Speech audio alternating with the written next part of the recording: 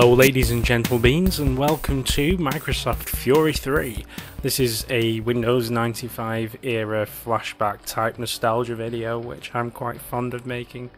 Fury 3 is a weird kind of shooting fighter game. What I'm going to do is we'll just go through. So first we've got to pick our name, so I'm just going to call myself Dave the Rave. Except I can't, so I'm just going to call myself Dave the. We'll leave it on normal difficulty and begin the mission.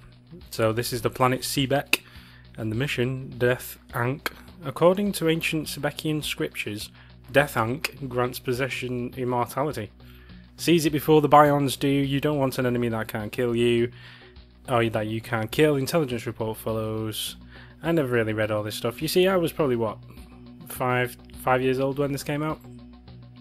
These are the various ships that you fight in it. They're all suspiciously two-dimensional, although they're kind of three-dimensional. Anyway, it's not important. Let's skip out of this. Yeah, it was good for Windows 95, but I kind of enjoy playing this with the joystick. Actually, I'm going to get the mouse out of the way because the mouse doesn't seem to do anything. I thought it was mouse controlled, and it's not. Arrow keys to move around. Space is fire. So you just need to take all these out. There was a way of accelerating really fast, and I can't remember what that is off the top of my head, but we'll find out in a minute. It's not with SAD. Shift, Control, Alt. Nope.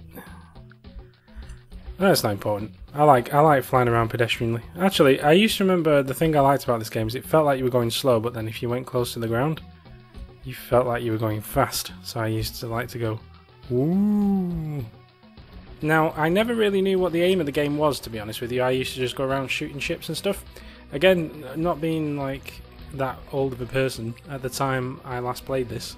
I literally haven't played this since I was maybe... Wow, that's glitchy!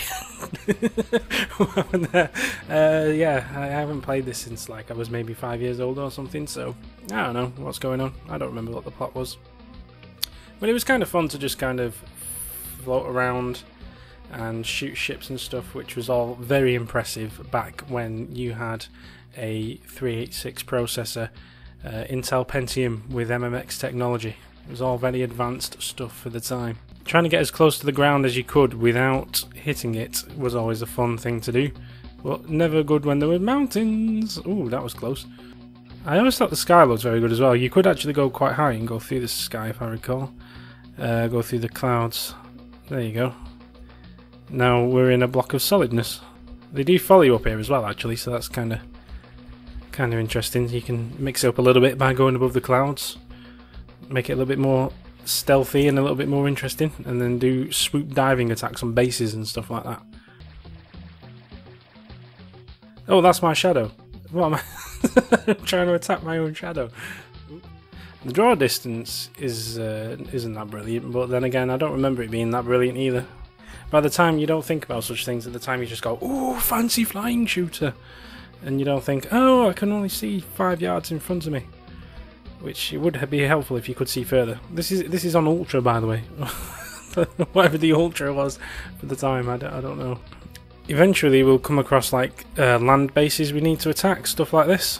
And you pick up those rockets, and now we have a better weapon. I can't remember how you change weapon now. Oh yeah, there's this cockpit view as well. I used to like that, which was nice because it gave you like a nice little radar in the actual. Gave you like a radar in the cockpit itself, if you know. It was all very fancy for the time, anyway. You know what I mean? Yeah, I've got some pretty cool weapons now, and I don't remember how you change your weapons, so I can't show you them. Oh, that's the ground. That's the ground again. That's not good. I need the weapon turbo. Oh yeah, that's it. There was a turbo pickup. I remember now. So that used to make it go fast. I wonder if it was the mouse that did that. No, the mouse does nothing. There must have been a button for this stuff. I wonder if it's 1, 2, 3. Oh yeah, there we go. I've changed weapon.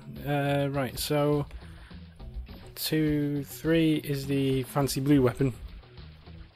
To be fair, it's quite easy to one-bomb most of the enemies anyway, so, you know, new weapons aren't that great. I've got 5 Vipers. These are like missiles. There you go. Those are great fun. Not good for shooting enemies or anything that are flying, but it's good for ground stuff like this tank. There you go. Kind of wasted a lot of them. Oh, I exploded. That was a shame. I died. Game over. Words of wisdom from Iceman. Fury3 rules. The top scores: Iceman with 5,000, Bandit with 4,000, Counsellor with 5,900, Maniac with 3,000, and someone called Drooby with 2,000. Very strange developers who made this game. The soundtrack in this was really good as well. I used to love the soundtrack to this game. I kind of didn't really appreciate the flight simulatory terrain though. I mean, wow. This is Pixel City right here. It's literally just pixel. Honestly, it's so low res. I mean, that's kind of its charm though. I mean, it was, like I say, a product of its time. Anyway, that's about it for Fury 3. There's really not a lot more to say on it, really. I might have a look at some other random Windows 95 era games when I get a chance. It's just a little short video for this week. I'm going to be busy for the rest of the week now, but I should be back this Friday, Saturday, or Sunday, or possibly Monday with some more stuff. Until then, see you later. Ta-ra!